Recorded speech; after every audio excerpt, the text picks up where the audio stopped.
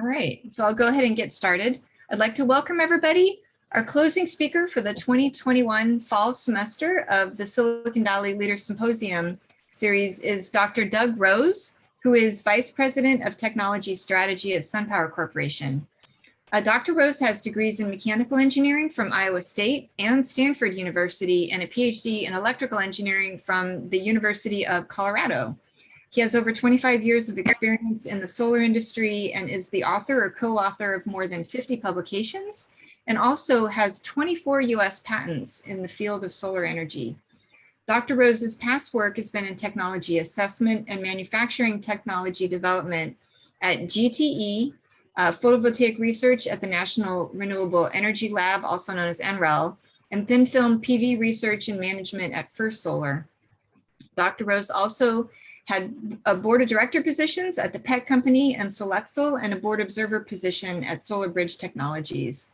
Since joining SunPower, he has been its product engineering manager, director of module R&D, and technology development director.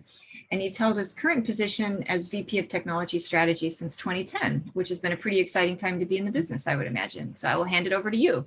Thank you for joining us, Doug. Thank you, Cheryl, for the invitation and for the introduction. It's my pleasure to be here. Hopefully I can get across some information that could be useful, even if you're not in here just for the photovoltaics part. Just a housekeeping, I'm getting the admit. Is somebody else admitting them, or do I need to? I will go ahead and admit them. Sorry about that. No problem. Just didn't want to leave anybody out in the cold. I do work for SunPower, and you'll see the close relationship with Maxeon Solar Technologies, but this presentation is from me, so the views don't necessarily match what theirs are, if I don't know of any conflicts. So I am going to be talking about solar, and some really basic things like it's a huge industry, it's the lowest cost electricity for much of the world. I'm also going to try to draw some lessons from the PV industry that could be valuable for people that work in other industries or hope to work in other industries. Get a little bit of information on SunPower and Maxeon, and then just some of my career experience. What's it like going from a company that had 50 people to companies that are combined worth over $6 billion. And then just some advice like on modeling and career choice, etc.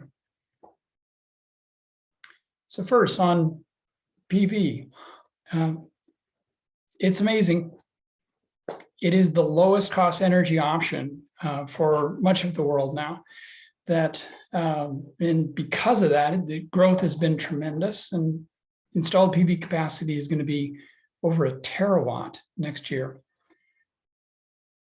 Over 95% of that is crystalline silicon, and that share has been growing.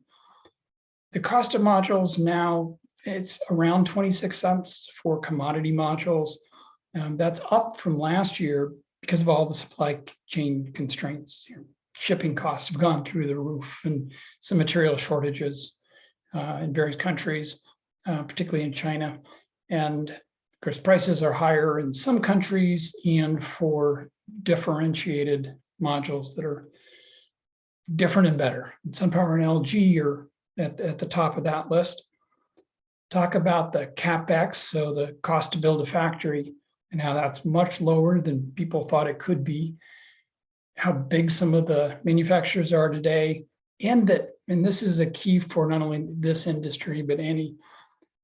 It's amazing how much information you can get that's free out there if you know where to dig for it, and triangulating can help you get real information that is useful to you. So one of the organizations that didn't get real information, ironically, is the US Energy Information Administration. So quasi-governmental for the US. They put out once a year, this is their outlook for future energy. And they were always wrong about PV. This was their 2013 outlook. They had essentially no installations in the US, just insignificant amounts going all the way out to 2040. This is what actually happened in the US. And their subsequent years were similarly bad. They would say, okay, well, there's been some, but it's not going to have any more. So what do they say now? Well, even they've partly come around. What they say is that in their reference scenario, so not a big push for environmental, strictly economics, that solar is the largest source of growth, and that if you overlay it on the overall growth they see, it's about equal to that total growth. This masks that there's about the equivalent amount of natural gas coming online, they think, that counterbalances coal coming offline. And this is the key. The reason they think this is because the value of PV, and that includes time of day production that could be bad, and the variability, or time of day, which is good, variability, which is bad. They include that in there, and the value is greater than the cost. The EIA wasn't the only one. Actually, this acronym I got backwards. EIA is the US one. IEA is an international one. And they similarly just always underpredicted PV. And as far as the context on PV, 2018, there was over 100 gigawatts installed. The net addition of natural gas, coal, and nuclear combined was less than that. And that was from some of these decreasing while natural gas was increasing. And that's despite coal being put in places like India and China. It wasn't just the government agencies either. So this goes back to a time, and shows this 2009 because there's a lot of lessons that we can take from this particular forecast time. So already showed EIA being ridiculously low, but Navigant was the gold standard for predictions at the time. And look how low their predictions were. The red was a Delphi study. This was my prediction, a Delphi study there.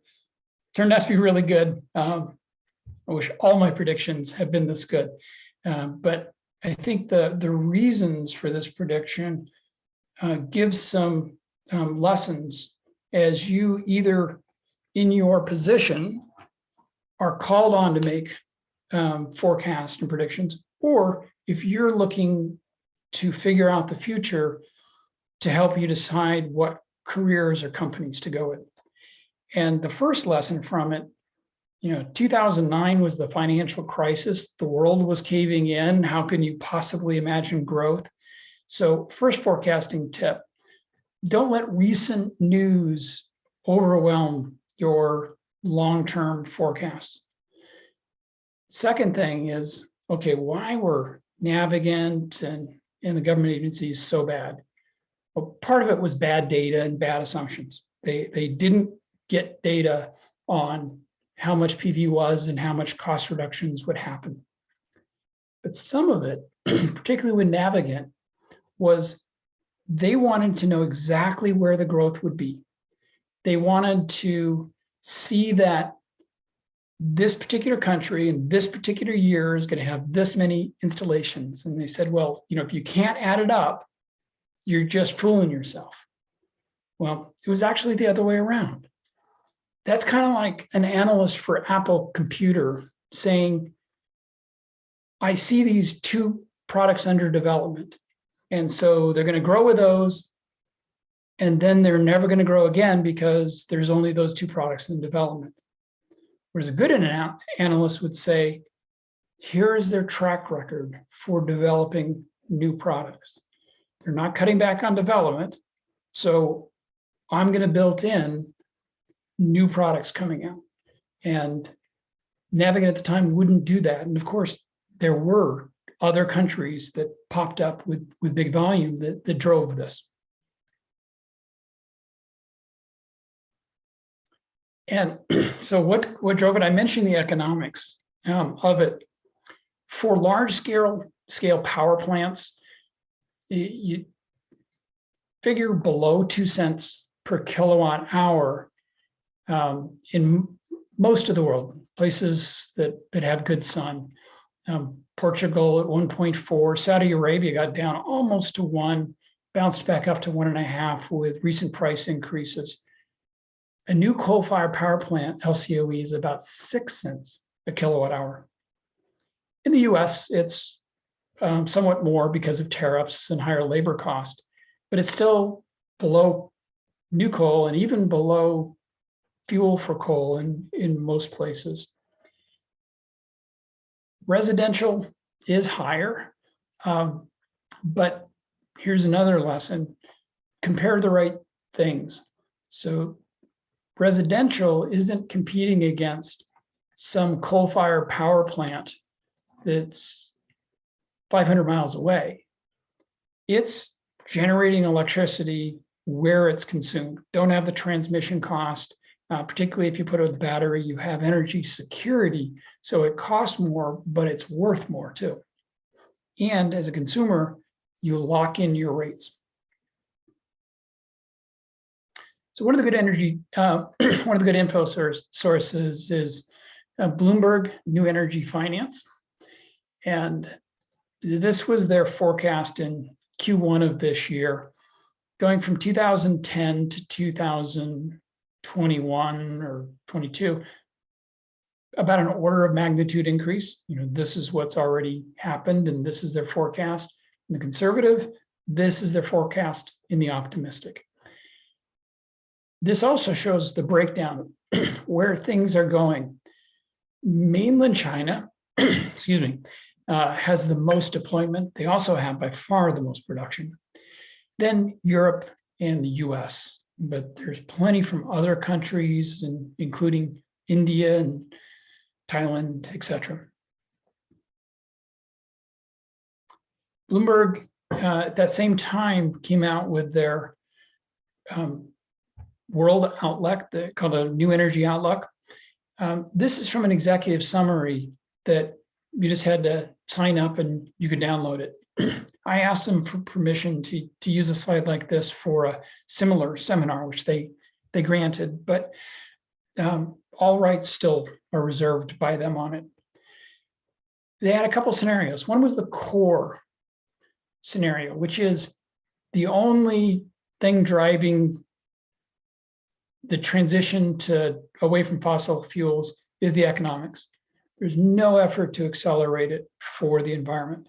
And that core scenario results in a 3.3 degree C warming by 2100, which would be absolutely disastrous. But under that, and this is the core scenario, you see where things are now, that in terms of capacity, PV, which is the yellow here, is a little below half. Actually, right as of next year, it will be half of coal. And in 2050, it dwarfs coal. 38% of capacity would be photovoltaics, 7% would be coal. In their climate scenario, it's tremendous amount more solar and wind, driven both by the economics and how fast they can be deployed. So just to help on some terminology, because I'll be using these terms in some later slides.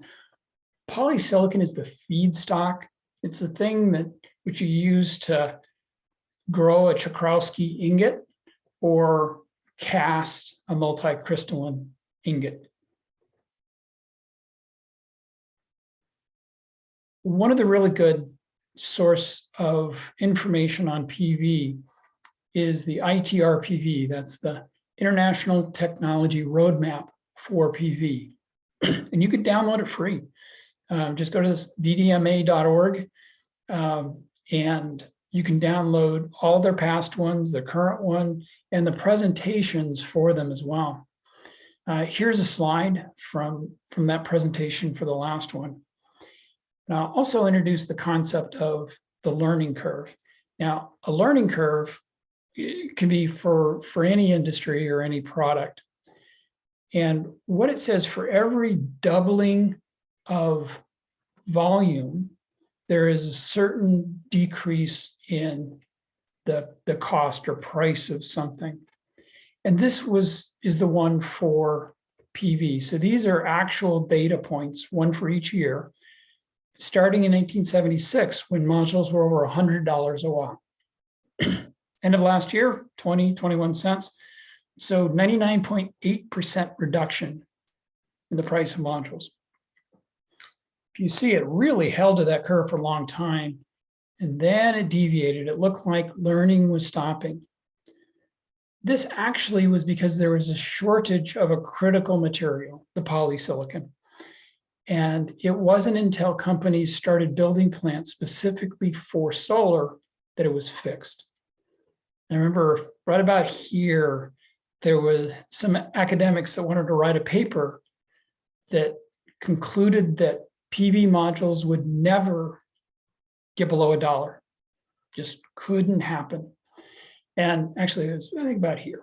And I was able to convince them that that wasn't the case, so they didn't publish the paper, which is a good thing, because obviously it rocketed through $1 and down here at 20 cents now. Here's an example of some of the other information that you can get from the ITR PV. Here's zooming in just from 2014, 72 cents a watt down to this 20. And it breaks it out by the components. Well, how much of that was the polysilicon? How much was the wafer, cell, module? You can look at past ones and see how it's changed over time. And you can even get some granularity on prices. So it's a great source of information for you.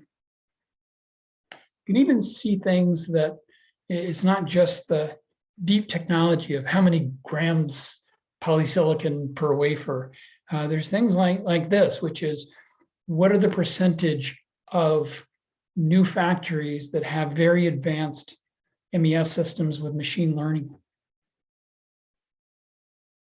And if you're in machine learning, manufacturing is a great place to be. It's very important. CapEx. So this is the cost to build factories, including the cost of the equipment. At one point, crystalline silicon was well above $2 a watt. And that was the basis for a lot of people saying, well, thin films have to win. You can't have $2 a watt. But tremendous strides were made in reducing the equipment and factory cost. Now it's below 20 cents a watt. And you don't need proprietary data to get that. There are plenty of articles that will break it out. Here was one that broke it out for Trina Tongwei JB, that broke it out for these three, and then you could see some other articles for this. China has an industry association that publishes free reports. Another good source. What's happening in China? What are they committing to? What are they going after? So the first example, I mentioned thin films there, and I think it's a great case study in disruptive innovator versus an incumbent technology. And in this case, the incumbent technology won, despite tremendous excitement for thin film PV. You go back to that 2006 to 2013 timeframe in particular, it was conventional wisdom that thin films would win. There were over 200 companies working on it. First Solar was in production and was gaining market share over silicon. Billions and billions of dollars were spent on it. Here's just some of the articles in PV International. And you see, it's not just thin film. It's not just startups. Hyundai, Shell, Intel helping out somebody, Taiwan Semiconductor, JV to build a $250 million factory, Honda, many more. And the hype went back further than these 2011 to 13. One of the big ones was Nano Solar, which in 2006 said that they would have a 430 megawatt factory. It would open at the end of that year, be producing cells the next year, and be fully ramped at the end of that year. There was an external analyst that was trying to convince our management, oh, you really need to switch to thin films. And when I told that analyst, I will bet half of my net worth right now against that. That will not happen. And the only reason it's half of my net worth is I'd have to give my wife's permission for the other half. Unfortunately, he didn't take that bet because they never ramped that factory, despite in total about $1 billion spent. And now crystalline silicon is more than 75% market share. First Solar is the only thin film company that has more than 1% market share. They're all pretty much that full 5% or 4 or 5%. So why did crystalline silicon gain share despite some good arguments for why thin film would win? This is how I break down the reasons for that. Most important is crystalline silicon was able to do far more than its detractors were able to understand and forecast. They didn't understand the potential for cost, scalability, and performance. And those things didn't happen just from building bigger factories. And that's what some of the analysts were thinking is, well, yeah, they can scale, but diminishing returns. It happened because of technology. On wafers, it went from using a saw to using a wire saw where they all get cut in a block at once with a slurry, abrasive slurry. Then that transitioned to using diamond wire, embedded diamonds. A bunch of things didn't come through just for wafering. There's cleaving, laser, wafer separation, epi growth on a template. So not everything came through, but enough things did that it drove the end result.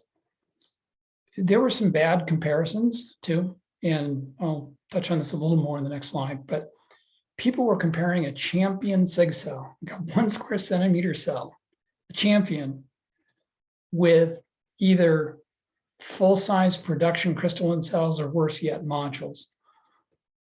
Some bad approaches were funded in the hype. It's pretty clear you look at some things and in 5 minutes you could, if you were familiar with the industry and technology, you could see they had no chance.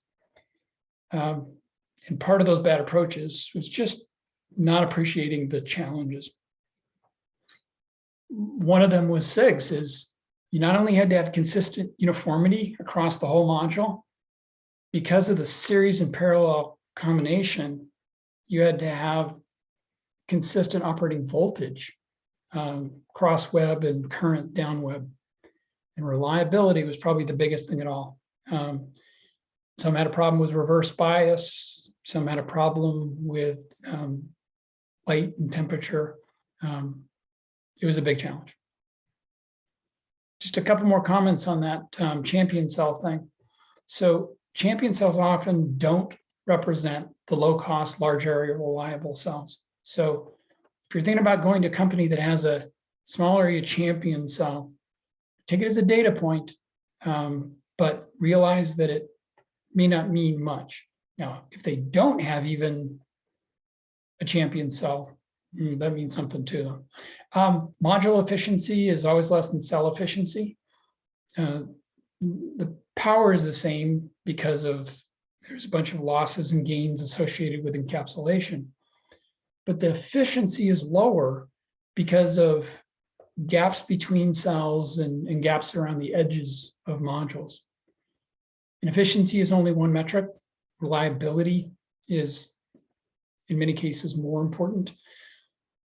the energy production difference between technology isn't huge, but it's a factor, and so can things like aesthetics. So another historical lesson. So 20 years ago, multicrystalline silicon was dominant, and that's because growth in China started to happen. And they standardized on some lines they could buy for multicrystalline silicon. There was a disruptor that came up, cast mono. So to get the best of multicrystalline and mono, you cast it, but it becomes single crystal. We didn't think that would work, and it didn't. But a disruptor came out of nowhere, and it succeeded. And that was super fine grain that looks better, higher performance. And so then it became the race: high performance, multi, or mono. The common prediction was that multi-X would continue to dominate. And there were some pretty good reasons why it could. China was still driving it.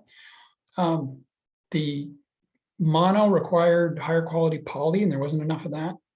But there were some counter arguments, like the aesthetics of multi were worse than the mono, and some of the other ones there. So which was going to win? Well, this is how the ITR PV showed the history. This was the 2012 and 13. So they said, okay, mono's going to gain a little share. What actually happened was it lost share. 2016, okay, no, mono's back on track and it's going to gain some share. But what actually happened is about 2019, mono took off. It's now around 90%, and basically it's won. So why did it win? Was it one of those counter arguments? Was it the aesthetics? No, multi solved that. Looks just as good as mono from some technology changes. Cost kept coming down, mostly solved the reliability risk for PERC. Some arguments that it was better. And the efficiency kept increasing. And diamond wire wasn't working for multi, but they solved that too. So why didn't it win? Really came down to these two things. The efficiencies of monocrystalline kept going up. The cost kept coming down to the point where the wafer cost on a per watt basis were pretty much the same as multi. So if you can have higher efficiency with no higher cost, mono wins. I'd like to draw one additional point from this, and that's SunPower played a really big part in these two drivers.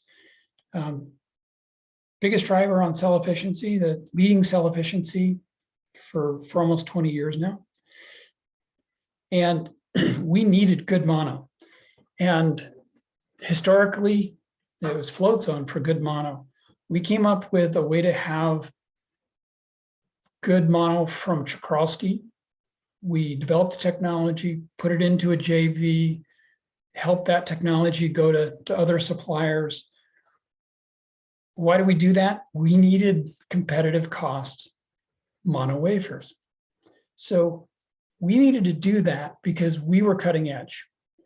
And we got a premium pricing because we were cutting edge. So despite being smaller than some of the Chinese majors, we were one of the successful companies. But it does pull the whole industry forward. That goes with the territory. And it's actually a nice benefit of being at a leader, knowing that you're not only helping that company, you're helping move the whole industry forward. But there's some risks in being a technology leader. There's one war story comes to mind. Back early on when we first fielded modules, we had a deployment in Germany, and energy production was below expectation. And we were able to trace down, it does seem to be dropping. I had a theory about what could be causing it, got the data, it showed that it did correlate with the position in the string, so voltage related, and that it was leakage current through the glass. I thought it was permanent degradation, so it was pretty devastating to figure that out. But then our founder, Dick Swanson, looked at the physics of it and said, no, that's an accumulation of charge. It's reversible. And a technician that came up with a way of testing it and being able to test it quickly, and we came up with solutions. This was so touch and go. We had Christmas Eve phone calls. We're pulling in favors and having people carry product on planes and having people meet it. We were probably 2 weeks from shutting down. And not only would there have been no SunPower, all those succeeding positive benefits on the industry, people going public and helping other companies go public, the technology development wouldn't have happened. So luck is a part of it. Startups can be intense, but luck is a part of it. No, draw a conclusion from that later. Here's another innovation versus an incumbent technology. We had concluded that something called microinverters were best for residential. So traditionally, you hook up all your panels, they deliver direct current, and there's a box which turns it into alternating current. A microinverter said, no, let's put it right on the module and we'll make the AC there. Has real advantages for flexibility on a roof, aesthetics, speed of installation, but it's putting the most unreliable part of the system up on a hot roof and distributing it instead of being in one place. So there were a lot of opinions about whether it was the way to go or not. We concluded it was the way to go for residential. But the microinverters on the market from Enphase couldn't handle that power and voltage. So in 2014, we invested in a startup, SolarRidge, with the provision that they develop a reliable microinverter for us. I drove that investment and was a board observer there. I learned, if you're from a previous startup, if you're a board member, there can be more conflict of interest. Worked great. We acquired them towards the end of the year. And in 2018, we sold them to Enphase. This was a huge win-win. So SolarBridge wouldn't have survived without our investment and acquisition. What we got on selling it was $25 million payment and a microinverter made for us. Those two combined were worth way more than the money we put into it. And we got warrants that are now worth about $1 billion. $389 million sold so far, and the balance still held as warrants for Enphase share. And Enphase got IP, a marquee customer, and they now have a market cap of $30 billion. So something to draw from this, look for win-wins. If you look for where your company can create value, then you can figure out how to divide it up fairly. If you're looking for how your company can take value from some other company, it's not going to be as much. You're not going to feel as good about it. And if they're smart, you won't get that deal. So in addition to inverters and solar cells, there's module technologies, and it's pretty diverse. A lot of material science, a lot of reliability science. So if you're not a semiconductor person, there's still a tremendous amount of work to do in PV. And reliability, just in case anyone's listening, okay, I'm thinking about modules. Reliability crystalline silicons is pretty good. It's not holding back the industry, but there are differences among them. Some manufacturers have really good warranties. Some have terms that make them not very valuable. And there is variation manufacturer to manufacturer, and within some manufacturers, factory to factory or batch to batch. So I'll go through this quickly. If somebody's working in PV or reliability, you can look at this in detail later, but design for reliability, the most important thing, you can't rely on tests that were developed for a different technology, even slightly different technology, and even extended versions, because you could have different failure modes. So you got to identify the real world stresses. You got to try novel things. You got to use a failure modes and effects analysis and figure out what's really needed for your product. I mentioned those free sources of information. Here's just some for PV. So there's trade magazines, there's roadmaps, there's the information organizations, company websites, conferences and webinars. You can get some free versions of reports, patents from PTO or Google Patents, all these different organizations in journals, some of which are for open source. Some backgrounds tend to rely too much on one or the other. So somebody in industry not looking at some of the latest journals for some science, somebody in academia not looking at all this other stuff, including conferences, thinking, okay, I've got to rely on journals for my references when journals are out of date. The science doesn't change, but things like cost change tremendously. The Taiyang News has some reports. This is just some of the ones that you can download for free. But one caveat on those, though, those reports are supported through advertising. So they tend to be a little too optimistic. You know, if you get the heterojunction technology report, it really looks like heterojunction is going to be successful. And if you look at something else, oh wow, that really, there's a lot of great info, but you can't take them at face value. So as far as PV companies, some of these you may have heard of. LONGi, Hanwha, Trina, you probably have heard of, First Solar. Some like Tongwei and Aisho, these are the two biggest cell manufacturers in the world. And outside of the PV industry, you wouldn't know that.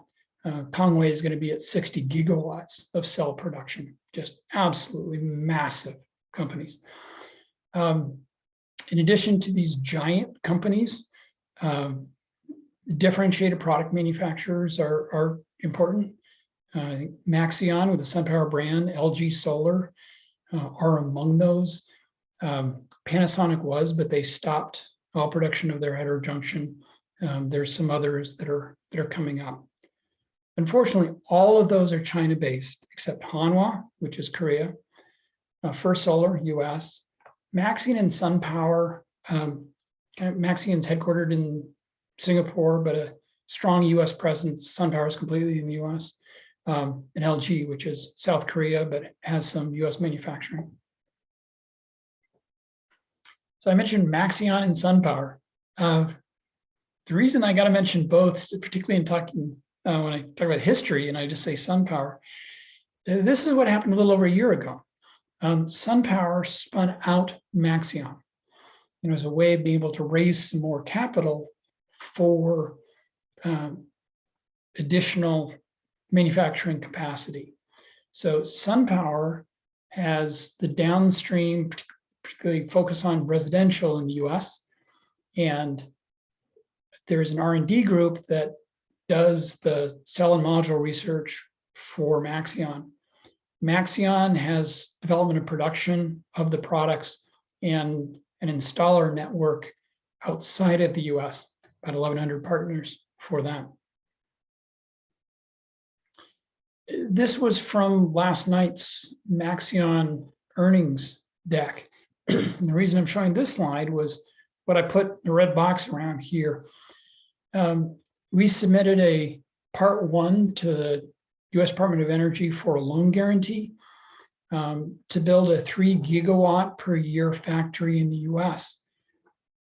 part 1 is completed, and we were just invited by the DOE to submit part 2 for that loan guarantee for that factory in the US, which is really exciting. SunPower gave their earnings a few days ago. Here you see the downstream with almost 4,000 customers, installed customers in the US. So those SunPower panels that are manufactured by Maxeon, the IBC panels are what we're really known for. It's what drives profitability. And then we also make a proprietary shingled module that we got that technology from acquiring a US company. And that's more for power plants, and those are made by JV. These were the generations of technology that we had starting. You notice the new cell architectures with basically 3 new technologies over the years. Sustainability is important to us, including LEED Gold factories and LEED Platinum offices. Almost all our cells are as modules, but particularly for auto, this is going to be an increasing important market, and the IBC cells are really perfect for them, particularly the new generation, which has a reverse bias breakdown that's very low and non-damaging. So you don't rely on diodes, and things stay cool and they don't degrade. Known for our reliability, tons of data on that. Quick plug for jobs. We do have 2 openings in San Jose R&D now. You just go to sunpower.com and take a look at those. So last 2 slides. One is some advice on doing analysis and forecasts. First thing, start with the simplest, highest confidence estimate that you can. Back of the envelope kind of thing. And you might come up with a range that's sufficient for your needs. I've had people that work for me, particularly from the best schools, seem to make this mistake more so than from other places. They'll come in with their analysis and it's like, okay, the answer is 3.249. I'm like, okay, that's excellent. What we needed to know was, is it below 4? And here's the back of the envelope calculation that says the answer is between 2.5 and 3.5. So that was wasted time. Or what might happen is you start with that 2.5 to 3. What if that came back with 3.5 to 4.5? So that's not enough. That doesn't tell you enough, or 3 to 4.5. So you do the detailed one. Maybe it comes out as 32 or minus 3.2. Well, you know it's wrong because it doesn't fit in the bounding that you did to the start. So you can go back in and say, okay, we're off a decimal point. The answer is 3.2. That's less than 4. We're good. I talked about the uncertain and fuzzy inputs for forecasting. It's for other things too. Sometimes imprecise inputs are necessary for an accurate conclusion. And if you just exclude everything that isn't definitive, you can have a worse analysis or forecast. And then lastly, particularly if you're the manager setting up something, or you're the person dealing with other people in the company, you're dealing with manufacturing, you're dealing with strategy, involve different backgrounds and experience levels in that, and recognize that different situations call for different analysis approaches. People tend to default to what works for them the most. There's something called the Kinefin framework. Look it up, it's awesome. So an operations person, they want everything definitive. They want rules of operation, best practices. They want to know exactly what happens. And if the operations person deals with a chaotic situation, they're going to want the definitive, but environment's changed and they'll be wrong. An engineer tends to go for the step up of complicated, but you can figure it out. You can do the analysis, enough expertise, you can figure out what's going to happen. But if it's more complex than that, it may be fuzzier. You might even need to take action first before you can figure out what happens. So recognize that your tendency may not be what's appropriate for it, but also recognize that even if it's right in your wheelhouse, so the complicated analysis was in my wheelhouse. When I'm talking to the operations person, I got to bridge the communication gap to him, because he's going to want to, it's like, where are my rules of operation? Why are you talking? It's like, give me something simple. So I got to acknowledge that normally applies, but not in the situation. Same thing dealing with a chaotic situation. You got to recognize that your approach doesn't, and if you just keep hammering your approach, that person's going to feel like you're not listening to them, because to some extent you're not. Okay, finally, just some thoughts outside of PBE. I've talked about the incumbent technology, finding good data, triangulating among it, look for clues to additional information, and develop a good BS detector. When I talk to companies, startups that want money or partnerships, being able to have the credibility checks in seeing where they're not being honest or they're talking like they really know when they don't. It's very useful to be able to see that. Just talked about the analysis in forecast. So some other advice. You've probably heard this first bullet a lot. Be accountable and deliver value, particularly for startups, but really any place. You will separate yourself from the pack by doing that, by saying, if I do something, I'm going to deliver.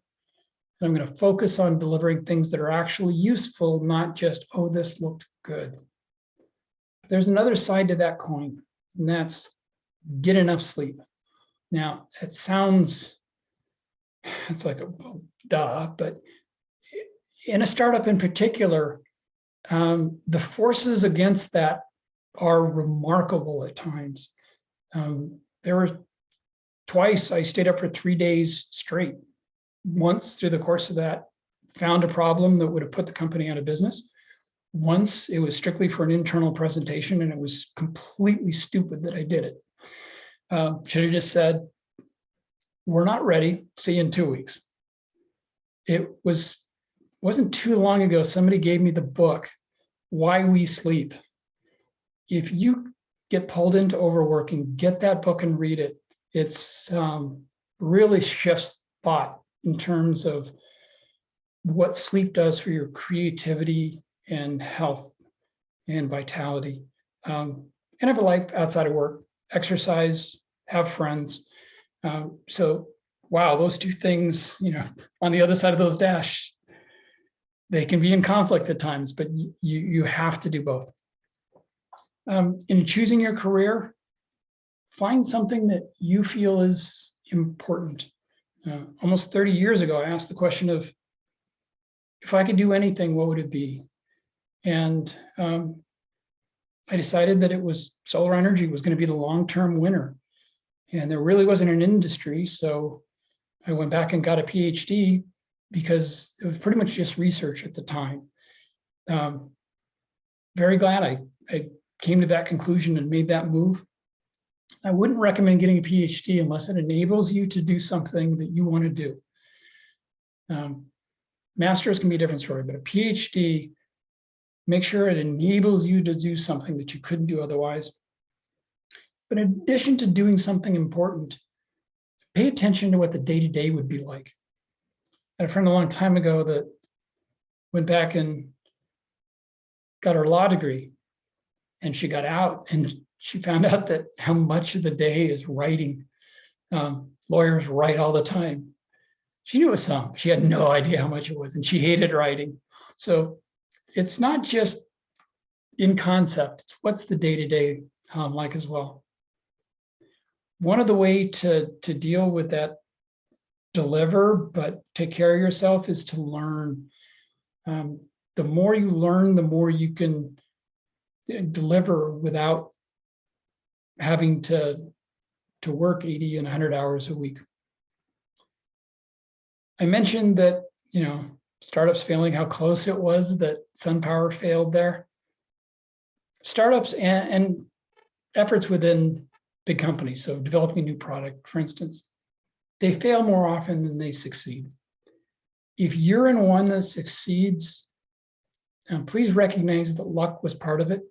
Even if you can't identify the exact lucky thing that happened, recognize the luck was part of it, that there are people that work just as hard, that are just as smart, that may have been in a different technology or company or industry that didn't succeed. So if you're in one of the ones that succeeded, even if you played a really important part, luck was part of it. So be happy to pay taxes. Be happy you can do that. Be happy the society existed to nurture this success. Try to give back, mentor people. And if you're on the other side of it, which is more common than not, learn from it. Use that to increase the odds of success. Don't let it get you down. You're more likely to succeed next time with each failure, whether it's a little one internal to the company or a big one, a startup you were in. Put all those together, find a way to contribute. Develop your non-technical skills too. So if you're not good at public speaking, join Toastmasters or take a class. Learn more communications and writing, and find a way to recharge your battery so you can keep contributing. That's it. Thank you.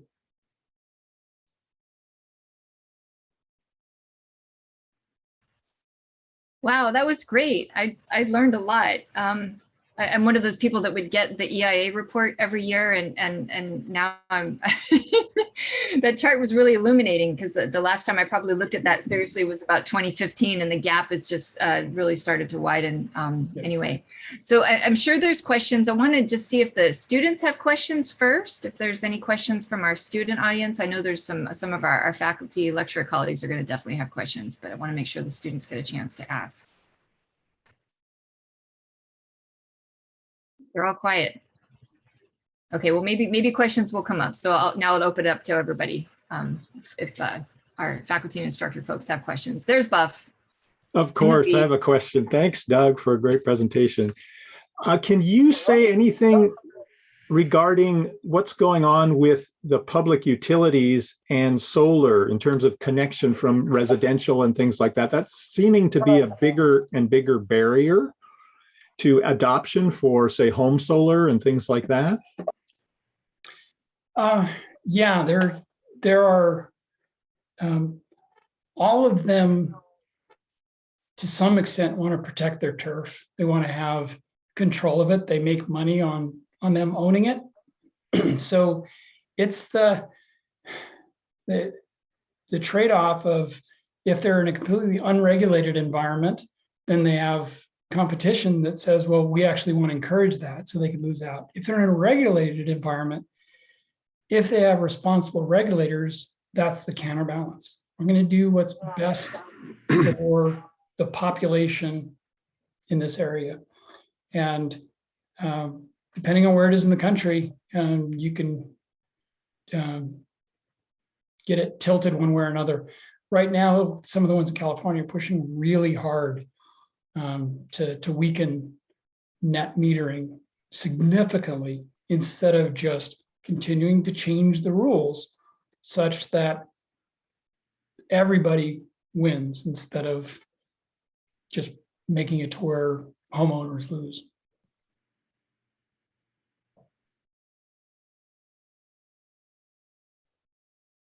All right, Igor. Okay, Dav, thank you for a nice presentation. I enjoyed it very much. And I have a couple general questions. I have many questions, maybe specifically. And just first question, what about idea of SolarX? I visited Fredericks in 2000, and they produce solar modules from energy produced by solar module on big wall. I was enjoyed this idea. And what has happened in Africa, I know they started project, maybe what's your opinion about this? And second question about STEM. I have heard that you have program for students of school students, not for university students. And we started to create a new lab, and we put solar cell, Maxion solar cell in our lab now, and we started to promote it. So would we cooperate more according to this? Thank you. Sure. First on SolarX, unfortunately, yeah, they went out of business a long time ago. But there are plenty of companies that use solar as part of their energy sources. And Maxion is one of those companies. Maxion couldn't have LEED Gold factories without also having solar delivering part of that. And in places where PV is the lowest cost energy source, it's crazy not to have solar as part of that factory. The biggest gain to the environment, though, is having more solar. So even if it's made in a place that it's made with hydro or coal, doesn't have a huge impact because the energy payback is so fast. Key is more solar. And as far as the students, yeah, there are different programs, I think, from SunPower. I know I actually taught a course at San Jose State a long time ago on modules. And at the time, SunPower was pushed back on having the student projects, which fortunately I had a student who was just phenomenal. She was off the charts, amazing, but she was on a student visa and couldn't be paid. And SunPower HR wouldn't allow somebody if they couldn't pay them. So it's worth reaching out to SunPower there now and see what programs they have. You have great solar deck, and we can put your equipment, for example, and to promote SunPower Corporation and to teach students. And maybe students can get certificate to installer of your solar modules. Let's discuss it, I hope. I look forward to that discussion. I think that's a great idea. Thank you. Yeah, thanks, Igor. Richard has a question. Doug, this very nice presentation. I'm very impressed, and I also learned a lot from your presentation. My question was, many companies been out of business in photovoltaic. The reason I say that is because now about 5 or 6 years ago, when I took San Jose State students to travel in China, and we went to a company called SunTech Power Holding. It was huge. Our students were impressed. They said, well, our backyard SunPower at that time was not as big as SunTech. And I know Dr. T.J. Rogers, when I work with him, and we know SunPower has struggled a lot. And now I'm glad to see the US is leading in the world in making a lot of photovoltaics. So what is the trick or maybe the business strategy that could make this business still intact and will not go away? Like you have already spun out so many companies. And how do you maintain a sustainability, and also the consumers will be willing to sign up for photovoltaic?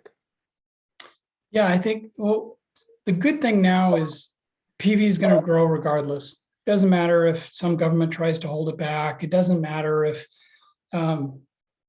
some companies mess things up. A really big speed bump would be if China refuses to